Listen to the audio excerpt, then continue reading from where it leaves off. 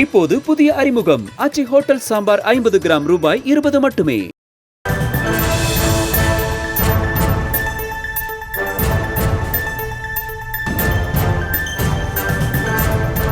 TV சீரியல்கள் விளம்பரங்களை முறைப்படுத்த சின்னத்திரை தணிக்கை வாரியம் அமைத்து முறைப்படுத்த உத்தரவு கோரி மனு தாக்கல் செய்யப்பட்டிருக்கிறது. விவரங்களை தர இருக்கிறார் செய்தியாளர் நாகேந்திரன். விவரங்களை வழங்கலாம். வணக்கம். மதுரையைச் சேர்ந்த ரமேஷ் உயர்நீதிமன்ற மதுரை அமர்வில் பொதுநல வழக்கின் ஒன்றினை தாக்கல் செய்திருந்தார். அதில் தற்போது ஒளிபரப்பப்படும் சீரியல்களில் எவ்வித தணிக்கைகளும் உட்படுத்தப்படுவதில்லை. முறை தவறிய உறவுகள், பிறருக்கு கெடுதல் செய்வது, தனக்கு வேண்டியதை அடைய எதை வேண்டுமானாலும் செய்வது போன்ற தவறான ஒழுக்கங்கள் சீரியல்களில் கற்பிக்கப்படுகின்றன. அதோடு சில நேரங்களில் வரம்பு மீறிய ஆபாச காட்சிகளும், நடிகர்கள் ஆபாசமான உடை அணிந்து வரும் காட்சிகளும் ஒளிபரப்பப்படுகின்றன.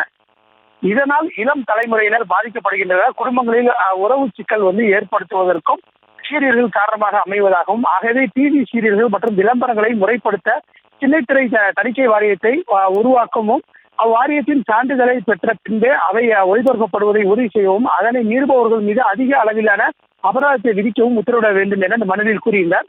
இந்த வழக்கு நீதிபதிகள் நிஷா பானு மற்றும் ஸ்ரீமதி ஆகியோர் அமர்வு முன்பு விசாரணைக்கு வந்தது. வழக்கு தொடர்பாக மத்திய தொலைத்தொடர்பு ஒழுங்குமுறை ஆணையம் பதில் மனு தாக்கல் செய்ய உத்தரவிட்டு வழக்கை 2 வார காலத்திற்கு ஒத்திவைத்து உத்தரவிட்டுள்ளனர். இப்போது புதிய அறிமுகம் ஆச்சி ஹோட்டல் சாம்பார் 50 கிராம் ரூபாய் 20 மட்டுமே.